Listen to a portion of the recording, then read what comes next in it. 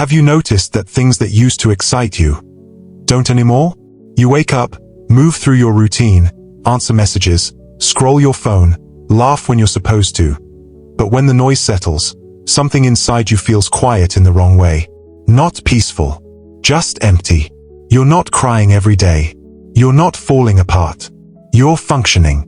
And somehow, that makes it harder to explain why everything feels dull.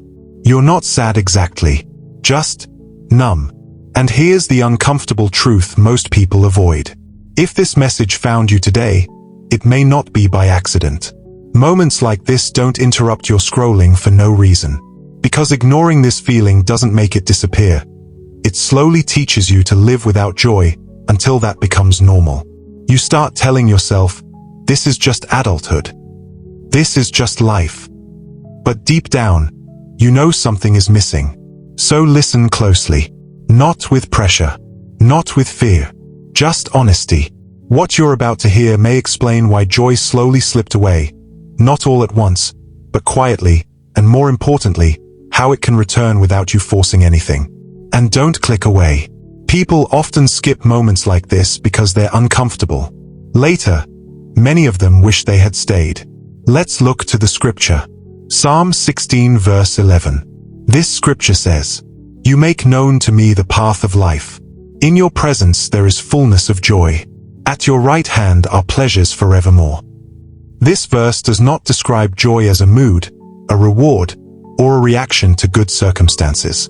It presents joy as something that exists in a place, the presence of God. Notice the wording, fullness of joy. Not partial joy. Not temporary happiness. Not joy that comes and goes depending on how life behaves.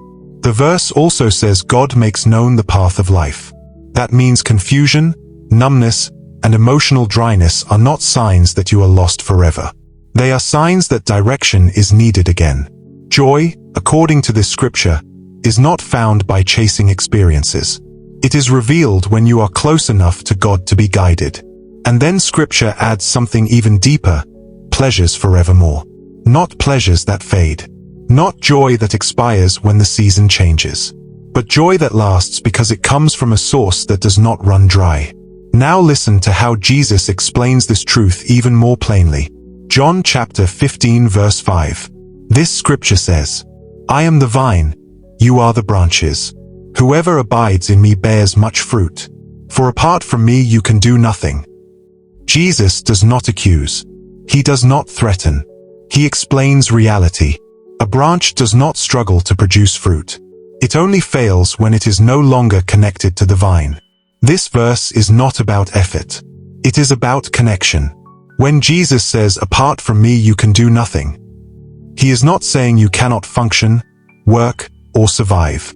He is saying you cannot produce life, meaning, or lasting joy without staying close to him. Numbness is not always rebellion. Sometimes it is distance. And distance does not require shame, only return. These scriptures together tell a quiet but honest truth.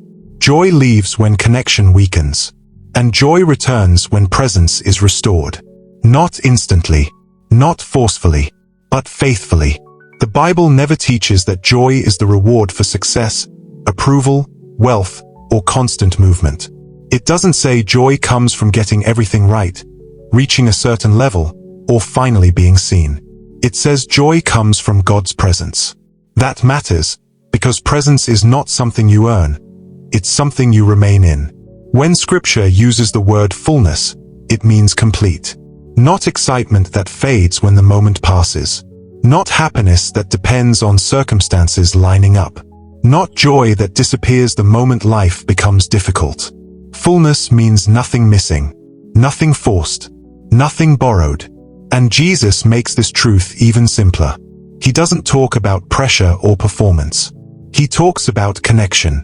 A branch doesn't wake up anxious about producing fruit. It doesn't overthink. It doesn't push harder. It simply stays attached. The moment it disconnects, the drying doesn't happen instantly. First, there's still the shape of life, the appearance of health. But over time, what once flowed naturally begins to fade.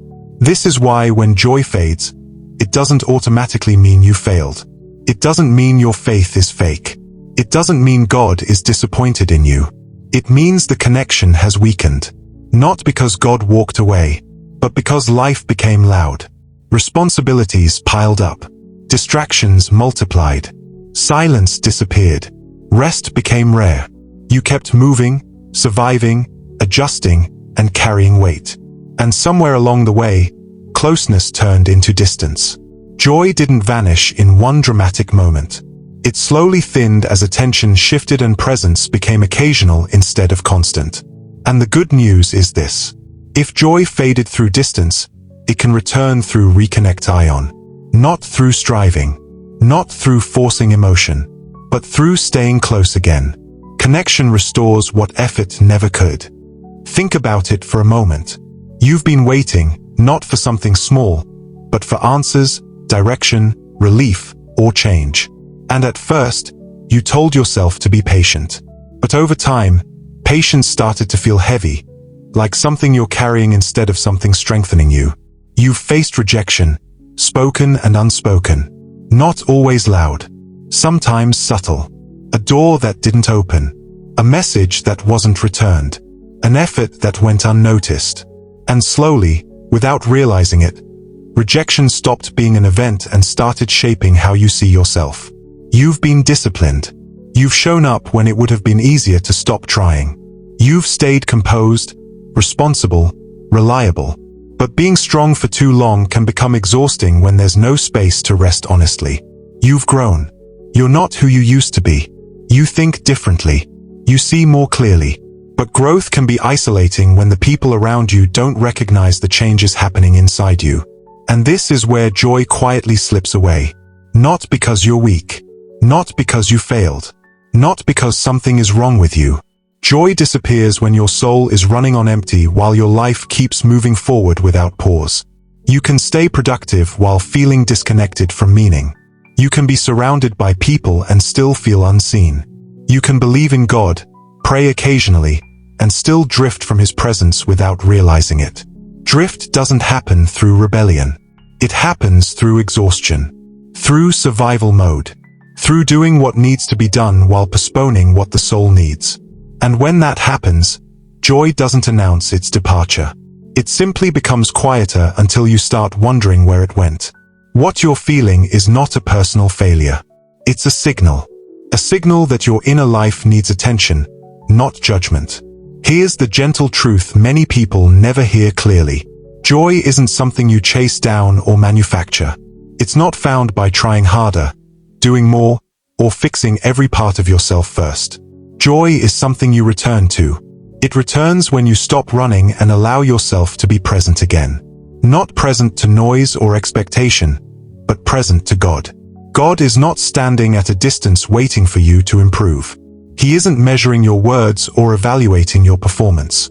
He isn't asking you to arrive with clarity, confidence, or strength. He's simply asking you to come closer. Not with perfect sentences. Not with rehearsed prayers. Not with forced faith or borrowed certainty. Just honesty. If all you can offer is silence, that counts. If all you have is confusion, that is still a beginning. If your faith feels small or tired, it is still enough to draw near. A quiet prayer counts. A whispered thought counts. A moment of stillness counts. Even a tired heart is welcome. Especially a tired heart.